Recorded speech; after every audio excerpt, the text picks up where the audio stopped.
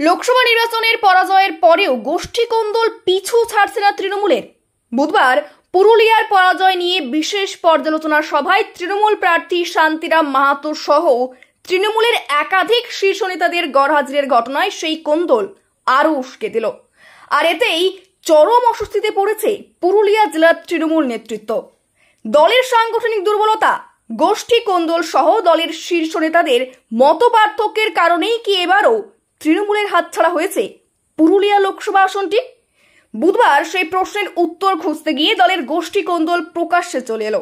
এদিন পরাজয়ের ওই বিশেষ পর্যালোচনা বৈঠকেই হাজির ছিলেন না পুরুলিয়া লোকসভা কেন্দ্রের তৃণমূল প্রার্থী শান্তিরাম মাহাতো, নির্বাচনী চেয়ারম্যান তথা পুরুলিয়া জেলা পরিষদের সহ সভাপতি সুজয় বন্দ্যোপাধ্যায় সহ মানবজার বিধানসভার অন্যতম নেতা গুরুপদ টুডু। কেন গুরুত্বপূর্ণ সভায় এলেন না তারা, এই প্রশ্ন করতেই শাক দিয়ে মাছ ঢাকাতে দেখা যায় দলের অবজারভার সহ জেলা সভাপতিকে। বিভিন্ন কারণে তারা আসতে পারেনি বলে দাবি করা হয়েছে। যদিও দলের শীর্ষ নেতাদের এই শেষ বৈঠকে ডাক পাননি বলে দাবি করছেন পুরুলিয়া জেলা পরিষদের সহ সভাপতি তথা নির্বাচনের চেয়ারম্যান সুজয় বন্দ্যোপাধ্যায়।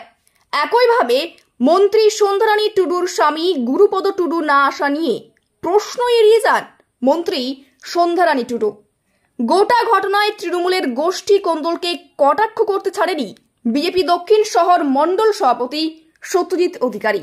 এটা পর্যালোচনা বর্ধিত সভা, সেই সভায় আমাদের সমস্ত ব্লক সভাপতি আছে, পঞ্চায়েত সমিতি আছে, আমাদের কাউন্সিলররা আছে, সমস্ত নিয়েই আজকে এই পর্যালোচনা।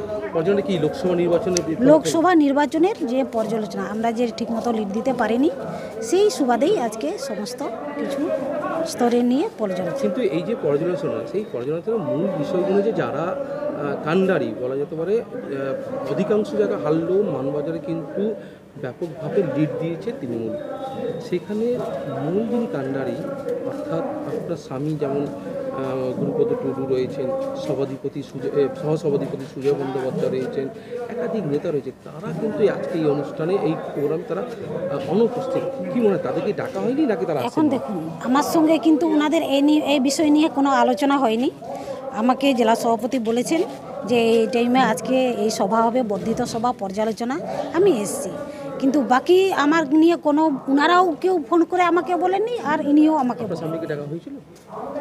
শক্তিশালী হয়, দল মজবুত হয়, সেই জন্য আমরা কাজ করে যাচ্ছি এবং দলকে মজবুত করার জন্য যেখানে যা সমস্যা আছে সেগুলো কাটিয়ে ওঠানো হয়। বৈঠকে সবাইকে ফোন করা হয়েছে এবং আমাদের যে নোটিশ, যেভাবে কোনো বিষয় নেই, অবশ্যই সবাইকে সম্মান দেওয়া হয় এবং সম্মান দিয়ে কাজ করা হয়। যদি আমি ব্যক্তিগতভাবে যারা সিনিয়র আছেন তাদেরকে ফোন করেছি, যদি তার